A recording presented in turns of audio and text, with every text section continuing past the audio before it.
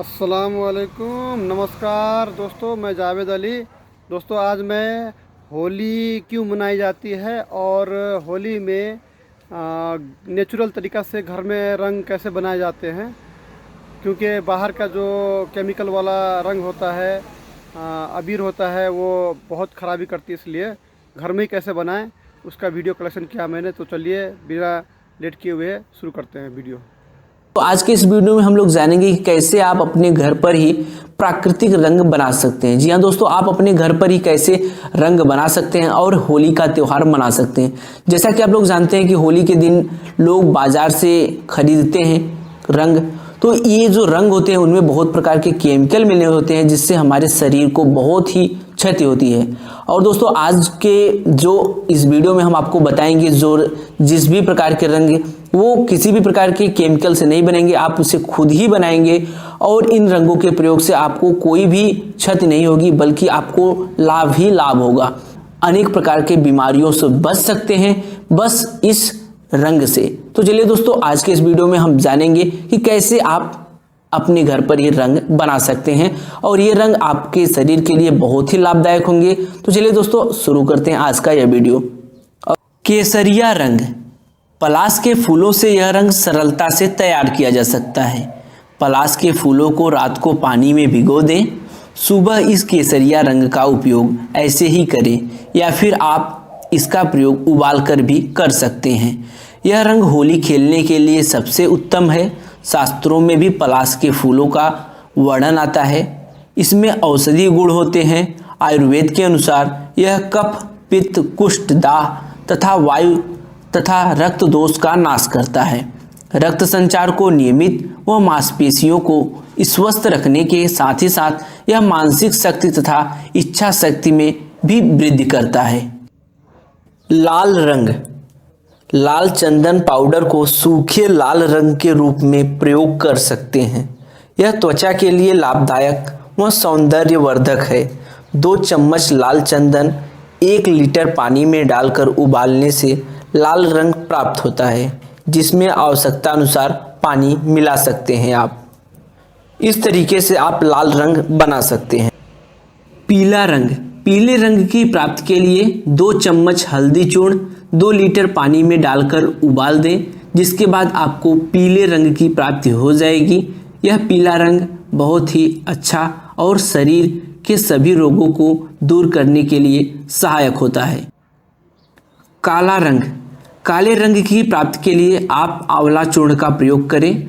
आंवला चूर्ण को रात भर किसी लोहे के पात्र में भिगो कर रख दें, जिसके बाद आपको सुबह काले रंग की प्राप्ति हो जाएगी और यह हमारे शरीर के लिए हानिकारक भी नहीं होगा।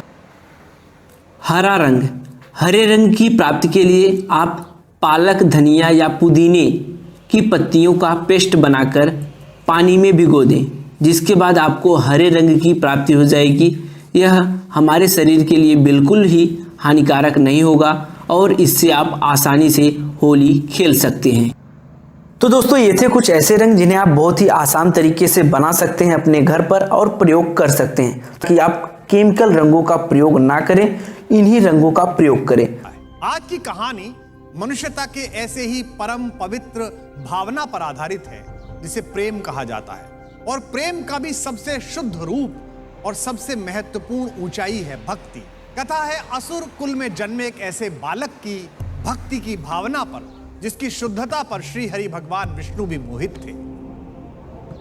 हिरण्यकश्यप ने प्रजापति भगवान ब्रह्मा की आराधना की, भयंकर तप किया। वर्षों के तप के बाद ब्रह्मा प्रकट हुए और उन्होंने कहा, वत्स, मैं तुम्हारी इस कठोर तपस्या से बहुत प्रसन्न हूं, मुझसे कोई वर मांगो। हिरण्यकश्यप ने तो इसी दिन के लिए घोर तप ही किया था। कोई भी समर्पण पूर्ण तप अगर अशुद्ध मन से किया जाए तो मांग भी अशुद्ध होती है।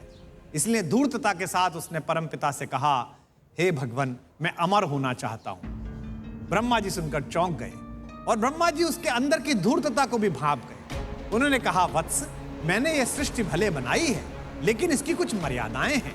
किसी को भी मैं अमरत्व का वरदान नहीं दे सकता, यह मेरी सीमाओं से बाहर है। इसके अतिरिक्त तुम जो भी मांगोगे मैं अवश्य दूंगा। हिरण्यकश्यप ने फिर चालाकी लड़ाई। अब दुस्साहस देखिए कि उसकी चालाकी किसके सम्मुख है। उसने कहा, हे ईश्वर, चलिए छोड़िए अमरता छोड़िए, बस मुझे वरदान दीजिए कि ना मैं घर के बाहर मरूं ना घर के अंदर, ना रात में मरूं ना दिन में, ना मनुष्य मार सके ना पशु, ना अस्त्र से मरूं ना शस्त्र से, और ना मैं धरती पर मारा जाऊं ना आकाश में। यानी कि अमरता का सारा काम। उसकी ये चालाकी देखकर भगवान बनी मन मुस्कुराए और उन्होंने कहा, तथास्तु। वरदान प्राप्त करने के बाद अहंकारी हिरण्यकश्यप ने सोचा कि अब तो उसे कोई मार नहीं सकता, और अपनी इसी दुर्बुद्धि के कारण वो पृथ्वी को अपने अत्याचारों से आतंकित करने लगा। हर ओर आतंक, हर ओर हिंसा। लेकिन नियति की योजना बड़ी निराली होती है।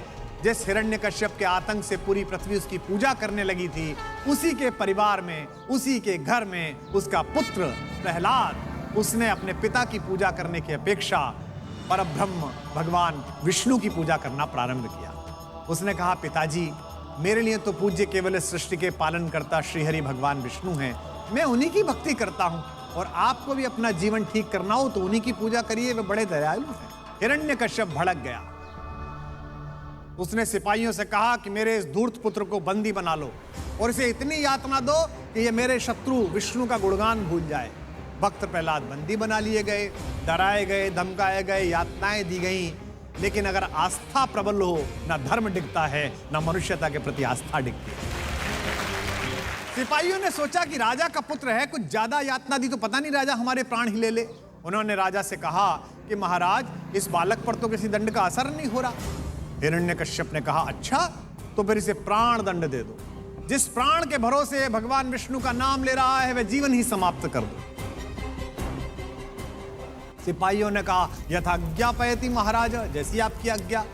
सिपाहियों ने एक बड़े पिंजरे के अंदर प्रहलाद को बिठाया, बहुत सारे सांप छोड़े। आश्चर्य की बात कि पृथ्वी को अपने फन पर धारण करने वाले के वे वंशज पृथ्वी के पालन करता विष्णु के उस भक्त को काटने की बजाय उसके चारों तरफ घेरा बनाकर उसकी रक्षा करने लगे। इस बात की चर्चा गांव-गांव पहुंची, गली-गली पहुंची कि हिरण्यकश्यप हमारा राजा अपने पुत्र प्रहलाद को इसलिए मारना चाहता है क्योंकि वो श्री हरि विष्णु का भक्त है। तो हिरण्यकश्यप की बहन थी होलिका। उसने कहा, भैया, मेरे पास एक वरदान में मिली हुई चादर है जिसे ओढ़ने के बाद अग्नि का कोई प्रभाव नहीं पड़ता। मैं प्रहलाद को लेकर अग्नि में बैठ जाती हूँ, चादर के कारण मैं तो बच जाऊंगी, प्रहलाद मर जाएगा, आप कष्ट मत करिए। हिरण्यकश्यप को ये आइडिया बहुत अच्छा लगा। उसने सिपाहियों से कहा कि भयंकर अग्निकुंड जलाओ। होलिका प्रहलाद को गोद में लेकर बैठी, लेकिन संयोग देखिए, भगवान का चमत्कार देखिए कि होलिका के शरीर से वो चादर फिसल कर भक्त प्रहलाद के ऊपर आ गिरी। प्रहलाद बच गए और होलिका जलकर भस्म हो गई।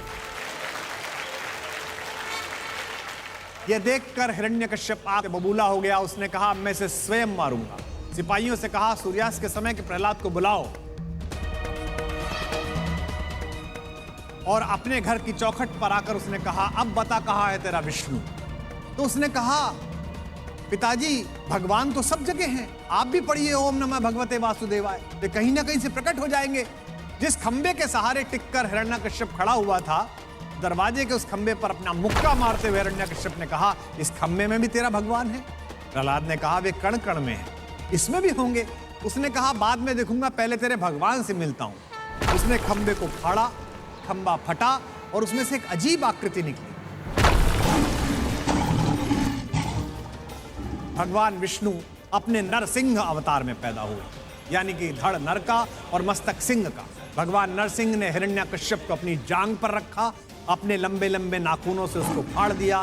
जिस वरदान के कारण उसने पूरी पृथ्वी का जीना मुहाल किया था, उसकी एक शर्त भी नहीं टूटी। उससे कहा गया था, ना तू दिन में मारा जाएगा ना रात में। तो गोधूली यानी सूर्यास्त की बेला में उसका वध हुआ, जब दिन ढल चुका था और रात आई नहीं थी। न घर के बाहर मरेगा ना तो भीतर।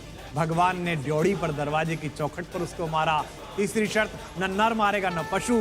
तो भगवान नरसिंह आधे नर थे आधे पशु, दोनों में से एक नहीं थे। न अस्त्र मारेगा न शस्त्र, इसलिए अपने नाखूनों से मारा। इस प्रकार दुनिया को एक बड़े आतताई से मुक्ति मिली।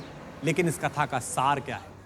इस कथा का सार यह है कि आप चाहे कितने भी दुष्ट हों, लेकिन कर्म क्षेत्र में तपस्या करेंगे तो अंततः आपको सफलता मिलेगी। आप किस पृष्ठभूमि से आते हैं, किस कुल से आते हैं, आपकी हैसियत क्या है, इससे कोई प्रभाव नहीं पड़ेगा। आपको उस तपस्या का फल मिलेगा जैसा हिरण्यकश्यप को मिला। लेकिन अगर आपने उस ईश्वरीय तपस्या के फल का गलत उपयोग किया तो आप चाहे अपनी बुद्धि की कितनी भी धूर्तता का निवेश करो, अंततः आपकी वही गति होगी जो है। उम्मीद करता हूँ दोस्तों जिनको जानकारी नहीं थी उनको जानकारी हासिल हुई होगी। मेरा ये मकसद है कि जो भी अच्छी अच्छी बातें मैं वीडियो शेयर करता हूँ उसको आपको अच्छी लगे तो उसको अपने जीवन में, अपने लाइफ में, अमल में भी उतारें, उसको प्रयोग में ले आएँ, समाज में अच्छी अच्छी बातों को खुद से करके दिखाएं, ताकि समाज में जो बुराइयां हैं, कुप्रथा है और अंधविश्वास है वो सब दूर हो। बुराइयों पे अच्छाइयों का जीत होने के बाद में खुशी मनाई गई है, इसलिए समाज में और दोस्तों जो रंग खेलना चाहते हैं, होली मनाना चाहते हैं रंगों से खेल के, वो खेलें। जिन जिन को एलर्जी है, जो नहीं चाहते हैं, चाहे मुस्लिम हो चाहे हिंदू में ही क्यों ना हो, उनको परेशान ना करें, अपने अपने हिसाब से मनाएं होली। सेफ़ रहें, खुश रहें, हंसते मुस्कुराते रहें और दूसरों को भी हंसाते रहें और समाज में इंसानियत को कायम करें। लोगों को नेक्स्ट वीडियो में फिर मिलूँगा, तब तक के लिए अल्लाह हाफिज़, टेक केयर, बाय बाय।